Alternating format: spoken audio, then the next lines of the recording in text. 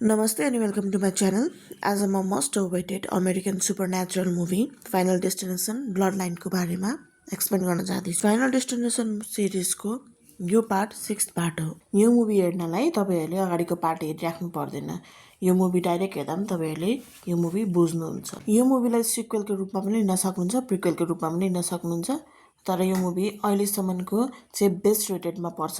ल अब सुरु गरौँ है त। मुभीको सुरुवात हुन्छ 1969 को समयबाट। हामी एक जोडी आइरिस र पललाई गाडीमा कतै जाँदै गरेको देख्छौँ। पलले आइरिसलाई आँखामा पट्टी बाँधेर कतै सरप्राइज दिन लगिरहेको हुन्छ। जब आइरिसको आँखाको पट्टी हटाइन्छ, आइरिस खुसी हुँदै छक्क पर्छिन् किनकि पलले उसलाई स्काई भ्यू रेस्टुरेन्टमा लिएर आएको हुन्छ, जुन त्यो समयको सबैभन्दा अग्लो 494 फिट अग्लो रेस्टुरेन्ट हुन्छ। अनि त्यो रेस्टुरेन्टको ओपनिङ आज नै हुन्छ। पल र आइरिस धेरै खुसी हुन्छन्, तर आइरिसलाई कता कता धेरै अग्लो टावर भएकोले डर पनि लागिरहेको हुन्छ। भित्र जाँदा जाँदै हामी एउटा बच्चालाई देख्छौँ जुन फाउन्टेनमा सिक्कालाई फ्याल्दै गरेको हुन्छ। त्यो देखेर गार्डले त्यो बच्चालाई पानीमा सिक्का नफ्याल, त्यसो गर्दा ब्याड लक हुन्छ भन्दै हकार्छ। अनि हामी देख्छौँ आइरिस र पललाई लिफ्टभित्र छिर्दै गरेको। त्यो समयकै अग्लो टावरको लिफ्ट भएको कारणले लिफ्ट गार्डले पनि एक्साइटेड हुँदै त्यो ठाउँको बयान गर्न थाल्छ। लिफ्टले 9000 टनसम्मको वेट थाम्छ र रेस्टुरेन्ट आफ्नो समयभन्दा 5 महिना अघि नै बनेको छ भन्ने जस्तो कुराहरू सुनाउँछ। त्यो कुरा सुन्दा हामी भ्युअर्सलाई नै कता कता त्यो टावरमा केही गडबडी त छ होला जस्तो महसुस हुन्छ। अघि फाउन्टेनमा सिक्का फ्याल्दै गरेको बच्चा फेरि टावरमाथि पुगेर सिक्का फ्याल्न खोज्दै गरेको देखिन्छ। टावरमाथि पुगेपछि आइरिसको अनुहारमा अझै डर देखिन्छ। उनलाई केही थाहा भए जस्तो अप्ठ्यारो भइरहेको देखिन्छ। पलले रिसेप्सनमा गएर आफ्नो टेबल रिजर्भेसन सोध्छ, तर रिसेप्सनिस्टले उनको टेबल त रिजर्भ भएकै छैन भन्छ। त्यो सुनेर पललाई नराम्रो लाग्छ। आइरिसलाई भने बमिट आउला जस्तो हुन्छ र उनी बाथरुमतिर जान्छन्। यता नाचगान रमाइलो भइरहेको हुन्छ। बारटेन्डरले स्याम्पियन खोल्दा स्याम्पियनको बिर्को प्रेसरको कारण उछिटिएर माथि झुमरमा ठोकिन्छ, जसले गर्दा झुमरको एउटा तिखो भाग झरेर तल फ्लोरमा खस्छ। तल फ्लोरको भाग पनि आधीउधी सिसाले नै बनेको भएकोले अघि झरेको तिखो भागले तल सिसाको फ्लोर चर्किन्छ। त्यसै गरी बिल्डिङको स्क्रु र जोइन्ट्सहरू हल्लिरहेको देखिन्छ। यसैबाट पनि बुझिन्छ कि 5 महिना अघि बनेको यो टावर मजबुत बनेको छैन भनेर। रेस्टुरेन्टको पर्फर्मेन्स दिने सिङ्गर आफ्नो छोरासँग गफ गर्दै बसिरहेकी हुन्छन्। आइरिसलाई देखेपछि उनले कति महिनाको प्रेग्नेन्ट छौ तिमी भनेर सोध्छिन्। आइरिस छक्क पर्दै 2 महिना भयो भन्छन् र मैले मेरो बोयफ्रेन्डलाई भनेको छैन भनेर पनि भन्छन्। यहाँबाट पनि हामी बुझ्न सक्छौँ कि आइरिसलाई किन बमिट र धेरै डर लागेको रहेछ भनेर। अनि त्यो सिङ्गर आइरिसलाई ब्लेसिङ दिन्छन् र आफ्नो छोरासँग समय बिताउन थाल्छन्। आइरिस र पल माथि ओपन स्पेसमा जान्छन् र एकान्तमा समय बिताउन थाल्छन्। कुरै कुरामा पलले आइरिसलाई म्यारेज प्रपोजल राख्छ। आइरिस पनि खुसी भएर ऊ प्रेग्नेन्ट छ भनेर भन्छन् अनि दुवै खुसी भएर रिङ लगाइदिन्छन्। तर रिङ अलिक टाइट हुनाले आइरिसले केही छैन भन्दै खुसी भएर रिङ लगाउँछिन्। त्यो बच्चा पनि त्यहाँबाट सिक्का फ्याल्न खोज्दै गरेको हुन्छ। गार्डले उसलाई तल सिक्का नफाल भनेर सम्झाउँछ, तर पनि बच्चा गार्डको कुरा नसुनेर सिक्का फाल्छ। हावाको प्रेसरले गर्दा त्यो सिक्का भेन्टिलेसनमा गएर फस्छ र एउटा फ्यानमा गएर अड्किन्छ। बारम्बार सिक्कालाई देखाउँदा हामी पनि सिक्काको भूमिका धेरै इम्पोर्टेन्ट छ भनेर बुझ्छौँ। आइरिस र पल भित्र सबैजनासँग रमाउँदै नाच्दै खुसी हुन थाल्छन्। धेरैजनासँगै एकैचोटि नाचेको भएको कारणले होला फ्लोरमा लागेको क्र्याक बिस्तारै बढ्दै जान्छ। यता सिक्का फ्यानबाट निस्केर पाइपमा लागेर उछिटिन्छ। त्यति नै बेला ग्यास पनि लिक भइरहेको हुन्छ। आइरिसलाई नाच्दा नाच्दै केही नराम्रो आवाज तल हेर्दा क्र्याक ठुलो भएको हुन्छ। त्यो देखेर ऊ पर सर्छिन्, तर त्यति नै बेला क्र्याक फुटेर धेरै मान्छेहरू तल झर्छ। आइरिसले पललाई बचाउन कोसिस गर्छिन्, तर पलले समातेको सिसाको भाग पनि फुटेर पल पनि तल झर्छ। सबैजना आत्तेर चिच्याउँदै आफूलाई बचाउन यताउता कुद्न थाल्छ। त्यति नै बेला बिल्डिङको जोइन्ट्स पनि खुस्किन्छ र भाँचिन्छ। आत्तिएर कुद्दा कुद्दै एउटा लेडिज माथि आग लागि हुन्छ। ऊ ग्यास लिक भएको छेउछाउ पुग्छिन् र ठुलो आगो लागि हुन्छ। आइरिसले आफूलाई जसोतसो बचाउँछिन् र त्यो सिङ्गरलाई आफ्नै आँखा अगाडि आगो लागेर डढेको देख्छिन्। सिङ्गरले आफ्नो छोरालाई एउटा बक्समा लुकाएकी हुन्छन्। आमाको माया है, आफू डर्दा पनि बच्चा त सेफ राख्नै पर्यो। अब सबैतिर आगो फैलिन थाल्छ। अघि भाँचिएको बिल्डिङले गर्दा सबै एकतिर झर्छन् र ग्लासको वालमा अड्किन्छन्। तर सिक्का जुन झुमरको माथि थियो त्यो ठिक्क पियानोमा आएर झर्छ, जसले गर्दा पियानो सरेर क्लासको वालमा ठोकिन्छ र ती मान्छेहरू सबै पियानोसँगै तल झर्छन्। लिफ्टबाट पनि धेरैजना तल जान खोज्छन्, तर लिफ्ट ओभरवेट भएको कारणले लिफ्ट नै तल झर्छ। सिँढीबाट जान खोज्नेहरू सिँढी क्र्यास भएर तल झर्छन्। अघि सिक्का तल फाल्ने बच्चा मात्र सकुशल तल झरेको हुन्छ, तर माथिबाट झरेको पियानो त्यो बच्चाको माथि झरेर बच्चाको पनि ठाउँको ठाउँ मृत्यु हुन्छ। फेरि त्यो सिक्का गुड्किँदै फाउन्टेनको पानीभित्र पस्छ। यहाँबाट हामीले ब्याड लक साँच्चै हुँदो रहेछ भन्ने कुरा बुझ्छौँ। अब माथि मात्र आइरिस र त्यो सिङ्गरको बच्चा बाँचेको हुन्छ। आइरिस र त्यो बच्चा बाँचेर भाग्न खोज्छन्, तर अचानक आइरिस र बच्चा झर्छ र आइरिस त्यो रिङको कारणले एउटा अङ्कुशेमा अड्किन्छन्, तर पनि बडी वेटको कारणले त्यो अङ्कुशेले उसको औँला नै चिरेर उनीहरू दुईजनै तल झर्छन्। अब सिन शिफ्ट भएर प्रेजेन्ट टाइममा आउँछ, जहाँ हामी स्टेफनी भन्ने केटीलाई च्याउँदै गरेको देख्छौँ। स्टेफनीलाई आइरिस र पलसँग भएको घटना बारम्बार याद आउँछ। स्टेफनी त्यो घटनाको कारणले धेरै डराइरहेकी हुन्छन्। उनको पढाइमा पनि ध्यान हुँदैन र पढाइमा पनि असर भइरहेको हुन्छ। स्टेफनीले आफ्नो साथीलाई पनि घटनाको बारे सुनाउँछिन्, तर वास्तवमा आइरिस उनको हजुरआमा हो र ऊ आइरिससँग कहिल्यै भेटिएको छैन भनेर पनि भन्छन्। स्टेफनीले यस्तो भनिराख्दाखेरि हामी कता कता भ्युवर्स भएर बुझ्छौँ कि स्टेफनीलाई किन यस्तो खालको कुराहरू, आइरिसको र पलको कुराहरू याद आइरहेको छ भनेर। स्टेफनीको मनमा धेरै प्रश्न हुन्छ जसको कुनै पनि उत्तर हुँदैन, र भोलिपल्ट स्टेफनी आफ्नो घर जान्छन्, जहाँ उनको बुबा र भाइ हुन्छ। स्टेफनीको मम्मी जो आइरिसको छोरी हो, उनले स्टेफनीलाई 10 वर्षको हुँदा छोडेको हुन्छ। स्टेफनीले आफ्नो बुबासँग आइरिसको बारेमा कुरा गर्छिन्, तर उनको बुवाले उनलाई खासै केही भन्दैनन्। आफ्नो बुवाबाट पनि केही कुरा नथाहा पाएपछि उनी आफ्नो मामा माइजूको घरतिर जान्छन् र आफूलाई आउने घटनाको बारेमा मामा माइजूलाई सोध्छिन्। उनको मामाले यस्तो घटना केही पनि घटेको थिएन, बरु उल्टै आइरिस पागल हो भनेर भन्छन्। आइरिसले आफू त लुकिन र हामीलाई पनि लुकाएर राख्थिन् भन्ने कुरा गर्छन्। आइरिसबाट हामी टाढा बस्दा पनि उनले डरलाग्दो फोटो लेटर पठाउँथिन्, त्यसैले पनि हामी आइरिसबाट कन्ट्याक्टलेस भएको हो भनेर पनि भन्छन्। त्यही भन्ने क्रममा मामाले अहिले पनि आइरिस जिउँदै होला भने जस्तो कुरा गर्छन्। मामाले स्टेफनीलाई सम्झाउँदै भन्छन्, तिमी आइरिसको कुरा नगर र यस्तो कुराबाट टाढै बस्छ। तर स्टेफनीलाई सबै कुरा बुझ्नु थियो र माइजूलाई फकाएर आइरिसको ठेगाना मागेर आइरिस भएको ठाउँ जान्छन्। आइरिस भने सहरभन्दा धेरै टाढा एक्लै सुनसान ठाउँमा बस्दिरहेछिन्। स्टेफनी त्यहाँ पुगेर आफ्नो बारे गेटको क्यामेराबाट आइरिसलाई भन्छन्। आइरिसले स्टेफनीलाई फोन र चाबी बाहिर गेटमा भएको बक्समा राखेर भित्र आउनु भन्छन्। स्टेफनीले पनि त्यसै गरेर गेटभित्र छिर्छिन्।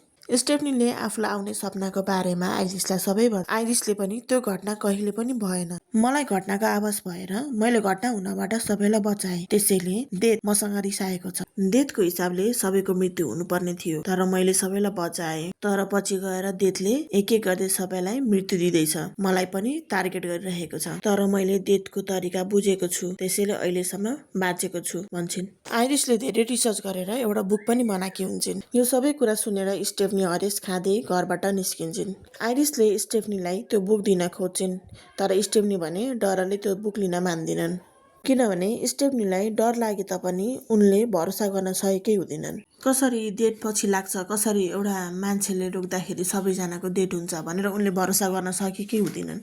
अनि आइरिस आफै भरोसा दिलाउनलाई घर बाहिर निस्किन्छन् र उनको मृत्यु हुन्छ। यो देखेर बल्ल स्टेफनीले भरोसा गर्न थाल्छिन्। आइरिसको फ्युनरलमा स्टेफनीको मम्मी डार्निल पनि आएकी हुन्छन्, तर स्टेफनीलाई भने त्यो कुरा मन परेको हुँदैन, किनभने डार्निलले स्टेफनीलाई सानैमा छोडेर गएकी हुन्छन्। अर्को दिन स्टेफनीको मामा घरमा सानो पार्टी जस्तो हुन्छ।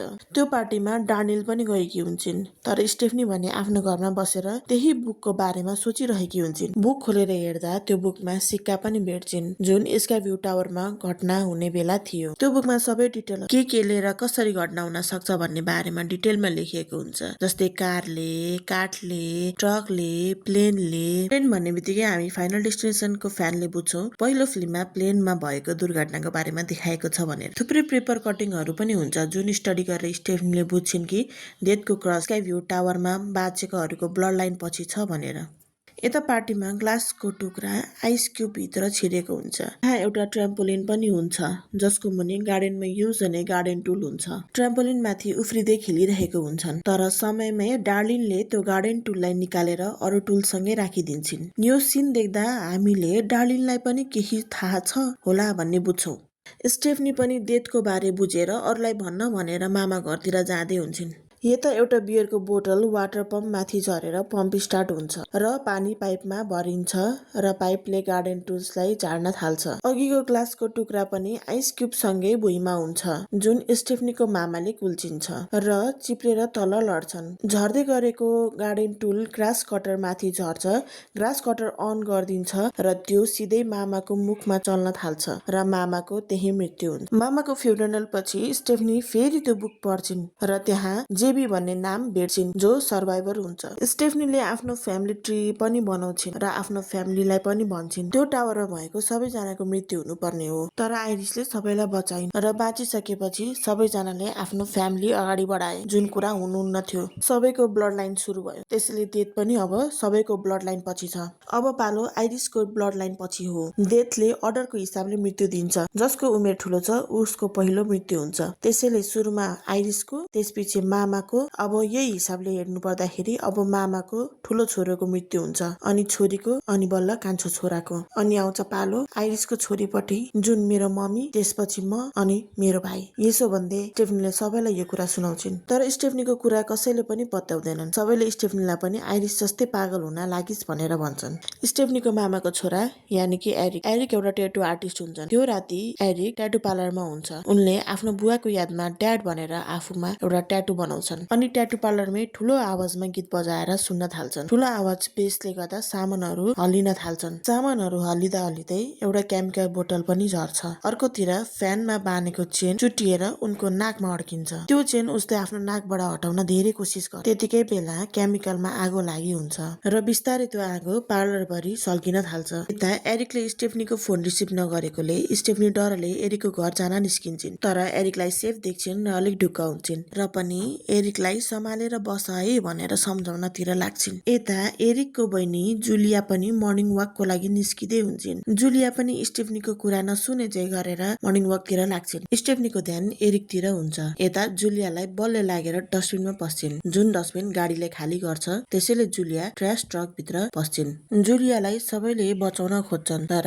ट्र्यास ट्रकले जुलियालाई चेप्टाएर उसको भयानक मृत्यु हुन्छ। हामी अर्को स्क्रिनमा सबैजना भेला भएको देख्छ। त्यहाँ स्टेफनीले सबैलाई डेथ धेरै चलाक छ, डेथले आफ्नो प्लान चेन्ज गर्यो, अब कसको कति बेला मृत्यु हुन्छ थाहा हुँदैन भनिरहेकी हुन्छन्। त्यति नै बेला एरिकको आमा भन्छन् त्यसो होइन, डेथले प्लान चेन्ज गरेको छैन, एरिक हवर्डको छोरा होइन, एरिक उनको अफेयरबाट भएको छोरा हो भन्ने कुरा उनले खुलासा गर्छिन्। यहाँबाट हामी पनि बुझ्छौं कि एरिक ब्लड लाइनमा नपरेकोले उसको मृत्यु भएको छैन। स्टेफनी भन्छन् अब पालो उसको मामाको कान्छो छोरा यानि कि बबीको हुन्छ, अनि स्टेफनी भन्छन् हामीले बबीलाई जसरी भए पनि बचाउनु पर्छ र त्यो जेबी भन्ने मान्छेलाई खोज्नु पनि पर्छ। डार्लिनले उनलाई आइरिसले पठाएको लेटरमा जेबी कुनै हस्पिटलमा काम गर्छ भनेर लेखेको थियो भन्छन्। त्यसपछि सबैजना जेबीलाई खोज्न हस्पिटलतिर जान्छन् र बबी पनि सेफ बस्नलाई सबैजनासँग जान्छ। बाटोमा डार्लिन र स्टेफनीको गफ हुन्छ। डार्लिन भन्छन् सानोमा आइरिस डेथसँग डराएको देखे अनि म पनि यसरी नै डराए, तिमीहरूको बालापन बिगार्छु भनेर म सबैसँग टाढा भएको। सबैजना हस्पिटल पुग्छन् र जेबीसँग भेट्छन्। जेबी भने त्यही स्काई भ्यू टावरमा गाउने सिङ्गरको छोरा हुन्छ, अनि ठुलो भएर जेबीले आइरिसलाई खोज्यो र दुवैजना मिलेर रिसर्च गरे, तर पछि दुवैलाई क्यान्सर भएको थाहा हुन्छ। जेबीले डेथसँग बाँच्ने दुईवटा तरिका छ भनेर उनीहरूलाई भन्छ। एक तरिका हुन्छ कि कसैलाई आफूले मार्नु पर्यो र उसको आयु आफूलाई लाग्छ, अनि नम्बर 2 कि आफूलाई मार्नु पर्यो। यो सुनेर सबैजना छक्क पर्छन् र जेबी यो कुरालाई प्रष्ट गर्न थाल्छन्। एउटा केटीले आफ्नो ज्यान लिएको थियो, तर पछि डाक्टरले त्यसलाई बचायो, त्यसरी त्यो केटी डेथको टार्गेटबाट निक्लेको थियो। त्यति दुई तरिका भनिसकेपछि जेबी भन्छन् मलाई क्यान्सर छ, त्यसैले म मेरो बाँकी जीवन खुसी भएर खुल्ला पाराले जिउन चाहन्छु र डेथसँग डराएर बस्न चाहन्न र त्यहाँबाट जान्छ। यता भने एरिकले बबीलाई मर्ने आइडिया दिइरहेको हुन्छ। एरिक भन्छ तँलाई बदामसँग एलर्जी छ, त्यो खा अनि तँलाई हामी बचाइहाल्छौँ किनभने हामी हस्पिटलमै छौँ, त्यसो गर्दा साइकल ब्रेक हुन्छ अनि त सदाको लागि बाँच्छस्। त्यति भनेर उनीहरू एउटा भेन्डिङ मेसिनतिर लाग्छन्। त्यहाँ उनीहरूले पिनट बटर बिस्कुट किन्छ, तर त्यो बिस्कुट मेसिनमै फस्छ। एरिकले हातले ठोक्छ तर झर्दैन, बरु ग्लास नै फुट्छ। अनि दुईजना मिलेर मेसिन हल्लाएर पिनट बटर बिस्कुट झार्छन्। त्यति बेला मेसिनको स्प्रिङ वायर अलिकति बाहिर निस्किरहेको। पिनट बटर लिएर उनीहरू छेउको रुममा पस्छ जहाँ एमआरआईको मेसिन हुन्छ। अनि मेसिन उनीहरूबाट मिस्टेकली चालु हुन्छ। मेसिन चालु भएसँगै म्याग्नेटिक फिल्डको पावर पनि बढ्न थाल्छ। त्यसको कारण सबै फलामका चिजहरू मेसिनतिर तानिन थाल्छन्। एरिकको बडीको पियर्सिङ पनि मेसिनतिर एट्र्याक्ट हुन्छ। एरिकको पछाडिको चेयर पनि एरिकसँगै मेसिनमा तानिन्छ र त्यही मेसिनमा क्र्यास भएर एरिकको पनि मृत्यु हुन्छ। उता बबी भने अहिलेसम्म जिउँदै नै हुन्छ।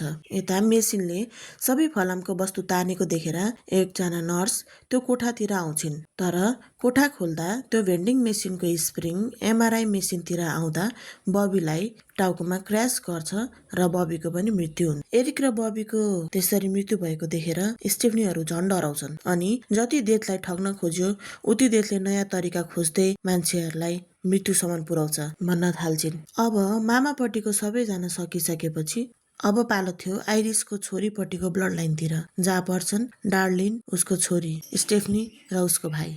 अनि उनीहरू आइडिया निकाल्छन् कि हामी पनि आइरिस भएकै घरमा बसौँ। आइरिस पनि त्यो घरमा बसेर धेरै वर्षसम्म बाँचेकी थिइन्। उनीहरू त्यहाँबाट हिँडिसकेपछि हामी फेरि त्यही सिक्कालाई देख्छौँ जुन एउटा लेडीले टिप्छिन् र आफूसँगै राख्छिन्। स्टेफनीहरू त्यहाँ पुग्छन्, गेट लक देख्छन्, तर उनीहरूले गेट भत्काएर भित्र छिर्छन्, जसले गर्दा इलेक्ट्रिसिटी केबल डिस्टर्ब हुन्छ। सबैजना त्यो गाडीबाट ओर्लिन खोज्छन्, तर स्टेफनीको सिट बेल्ट भने त्यहाँ अड्किन्छ। त्यसैले स्टेफनीले आफ्नो आमालाई तपाईँ जानुहोस्, तपाईँ सेफ हुनुभयो भने हामी सबैजना सेफ हुन्छौँ भनेर भन्छन् र उनलाई पठाउँछिन्। आमासँग स्टेफनीको भाइ पनि जान्छ। गाडीमा ऊ एक्लै हुन्छन्। हामी भ्युवर्सले भने एउटा पिन झरेर सिलिन्डर अन भएको देख्छौँ। अनि त्यो इलेक्ट्रिसिटी वायरको स्पार्कले गर्दाखेरि ठुलो ब्लास्ट हुन्छ। ब्लास्टले गर्दा ट्रक पनि पानीमा छिर्छ, जसले गर्दा स्टेफनी पानीभित्र पस्छिन् र बाहिर निस्किन उनलाई गाह्रो हुन्छ। ऊ छटपटाउँदै निस्किन सक्दिनन् र पानीभित्रै बिहोस हुन्छन्। यता डार्लिनको एउटा पिल्लर खसेर मृत्यु हुन्छ। स्टेफनीको भाइ यानि कि चार्लीले स्टेफनीलाई पानीबाट निकालेर होसमा ल्याउँछ। चार्लीले स्टेफनीलाई तिम्रो मृत्यु भइसकेको थियो, तर मैले फेरि तिमीलाई बचाएँ, अब तिमी यो साइकलबाट बच्यौ भनेर भन्छ। दुवैजना यो डेथको साइकल ब्रेक भयो भनेर खुसी हुँदै हाँस्छन् र आमाको मृत्यु सम्झेर दुखी पनि हुन्छन्। फेरि हामी अर्को स्क्रिनमा चार्ली आफ्नो डेटको घर आफ्नो दिदी र बुवासँग गएको देखाउँछ। यता फेरि त्यही सिक्का भएको लेडीले केही किन्न खोज्दा त्यो सिक्का निक्लिएर ट्रेनवे ट्र्याकमा गएर फसेको देखाउँछ, जहाँ हामी भ्युवर्स बुझ्छौँ कि अब केही नराम्रो हुन्छ भनेर, किनभने त्यो सिक्का एकदमै अनलक्की छ। चार्लीको डेटको बुवाले चार्लीको तारिफ गर्छ कि उसले दिदीको ज्यान बचायो भनेर, तर ऊ डाक्टर भएकोले स्टेफनी बेहोस मात्र भएको थियो, त्यसैले चार्लीले सिपिआर दिँदा उनको होस आएको हो जस्तो लाग्यो भन्छन्। यो सुनेर चार्ली र स्टेफनी फेरि छक्क पर्छन् अनि डराउँछन्, किनभने साइकल अझै ब्रेक भएको छैन भन्ने कुरा उनीहरूले बुझ्छन्। मृत्यु भनेको सास रोकेर मात्र हुँदैन, मुटुको धड्कन रोकिनुपर्छ भन्ने कुरा डाक्टरले भन्छन्। त्यसैले हामी बुझ्छौँ कि स्टेफनीको मृत्यु भएको थिएन। त्यति बेला दुवैजनालाई केही अप्ठ्यारो महसुस हुन्छ। यता ट्रेन आउँदै गर्दा ट्रेनको लिकमा सिक्का फसेको हुँदा ट्रेनको लिकबाट ट्रेन नै बाहिर स्टेफनी र चार्ली भएकोतिर जान्छ। आफ्नो ज्यान बचाउन दुवैजना दौडिन्छन्। जसो तसो ट्रेन त रोकिन्छ र उनीहरूले अब हामी बच्यौँ भनेर सोचिरहेको हुन्छ, तर ट्रेनको माथिबाट ठुला ठुला काठको मुढाले एक एक गर्दै उनीहरूको ज्यान लिन्छ। अन्त्यमा हामी एउटा न्युज पेपर कटिङ देख्छौँ। जति पनि बाँचेका मान्छेहरू हुन्छन् जुनले आफ्नो फ्यामिली स्टार्ट गरेको हुन्छ, उनीहरू पनि एक एक गर्दै मृत्युको मुखमा पुग्छन्। फिल्म यही सकिन्छ। पर्सनल्ली कुरा गर्नुपर्दाखेरि फिल्मको बारेमा मलाई चाहिँ फिल्म एकदम ठिक लाग्यो। मुभी हेर्नुभएको जतिले मुभी कस्तो छ, कस्तो लाग्यो भनेर कमेन्ट गर्नु होला। मुभीको एक्सप्लेनेसन कस्तो लाग्यो कमेन्ट, लाइक, सब्सक्राइब गर्नु होला। हामी फेरि भेट्छौँ अर्को भिडियोमा।